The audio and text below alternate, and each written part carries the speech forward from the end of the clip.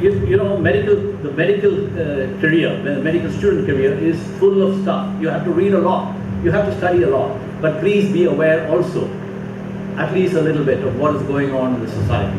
So you must have a career plan. Just because every student in your class decides that he's going to do a postgraduate entrance exam, that may not be the right plan for you. So think about it. Think of what you are going to do and choose what is appropriate for you.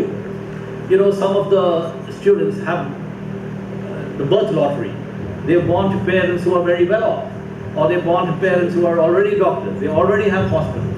They are definitely going to start at a higher plane than you. If you're Rahul Gandhi, it's a birth lottery. You're ahead already by birth. So you don't envy them. Be aware of it, the birth lottery. Suppose you come from, you know, your father is agricultural worker in a remote part of Tamil Nadu, and he has somehow managed, and you have been intelligent, you managed to cross and get into that. You don't aspire straight away for the same thing as Rahul Gandhi will. You have to make a different career plan. Avoid financial stress. A lot of doctors commit suicide because they have EMI. You know, they think, okay, I have to be the latest, so I start a nursing course. Then I have to buy all this equipment, and then people will keep telling you, first you don't have any patients, then they tell you, okay, you put in a cardiac unit, you'll get patients. So now you have 1 crore you've spent on a cath lab, and still no patients. And it goes on and on and on.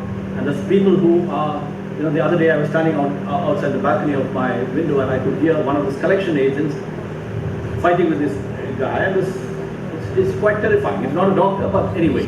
So that's what's going to happen to you. They can't withstand the financial stress. So make sure you don't have financial stress.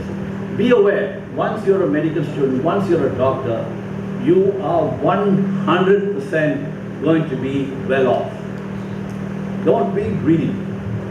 No, don't aim to drive the BMW as soon as you finish your postgraduate. Maybe 15 years down the line, it's okay. And I tell you frankly speaking, in Chennai, what pleasure would you get from driving the BMW? Every time somebody bumps you from the back, the other doctor was just sitting and is going on his motorcycle, he bumps you from the back, 10,000 rupees gone. Okay, you could have bought a motorcycle. So have appropriate career plan, appropriate needs. Do not be driven, you know, everybody tells, okay, you know, he's got a Mercedes Benz, so I got to have a Mercedes Benz. It's not really the truth. I have actually sat in a Porsche in Germany, in an Autobahn. That's different. That's the economic level, the doctor can afford it, and it's enjoyable to drive. I've seen people driving Porsche here. He's scared, the cycle is going to hit him. But what's the pleasure with that? Don't aim for those things. Yeah, and you know, in this medical class of yours in the ESI hospital, you have maybe 150 students. Some of them are better off than you, some of them are smarter than you. They're going to have things. Stop comparing with colleagues. You know, any number of books which tell you about peace of mind will tell you this. But unfortunately, it's also human nature. It's not actually, it shows that it's not actually the amount you earn that is important to you. It's how much you earn compared to your colleagues.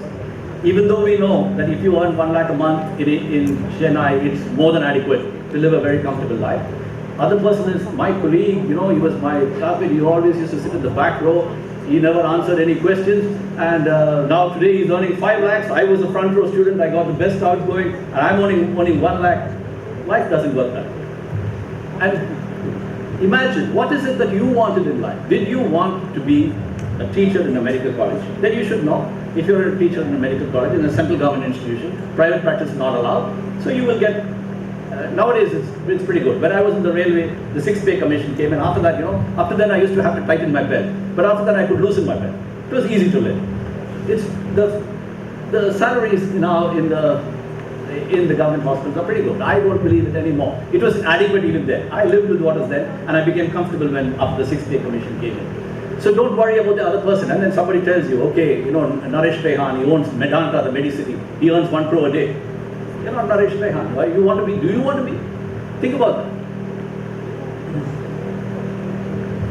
So in summary, integrity is essential. It cannot be separated from a doctor and should not be. It is necessary for you to be an integral human being. Integrity, one of the meanings is, it comes from the word integral. Integral means whole, one. Do you want to be a whole human being? Think about it. So therefore, be aware of what are the common problems in medical practice in India. You know, some people, some students, they're so worried about it, they leave. They go to another country. I have nothing to say about them, but actually practicing medicine is the same everywhere. I mean, the challenges are less if you're in a structured situation like the UK or in Europe. The challenges are less, but basically, lifestyle isn't going to be that much different. You're going to be pretty well off in India. So, if you choose to remain in India, decide, am I going to work in the public sector? If so, these are going to be the challenges, and I'm going to, you know, toughen myself and remember that these are challenges that I will face, and this is how I'm going to deal with it. And if you choose to go into the private sector, be aware. And if you think that it's okay to do all of those things, then I can only say that I would never agree. I would think that that's a terrific compromise which one should not make. So, in short, be prepared to face the challenges in this most rewarding of careers. I am at the tail end, the last 10 years of my medical career, and I can say, were I born again, unlike all those people who send the messages in the WhatsApp group, I would choose again to do this. I would choose again to be a clinical doctor. I would choose again to go through this difficult process of medical student and becoming a doctor, because the rewards in medical practice are something which are unimaginable. If you really want to be a doctor, there is nothing like this profession. The best, the most rewarding, the happiest. Every day you are intellectually stimulated. Every day you're financially okay. And every day you go home and you don't need any other form of entertainment, because life itself gives you so much. So I wish you all the very best in this most rewarding of careers. Medicine is, you have chosen well, you have chosen right. Only thing you need to do is remain, think of how I will handle my career in the future, and you will find this the most rewarding of careers ever. Thank you.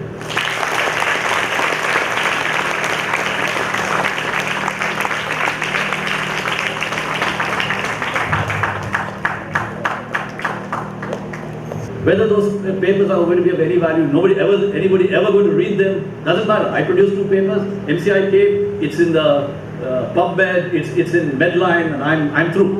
And after that I wait for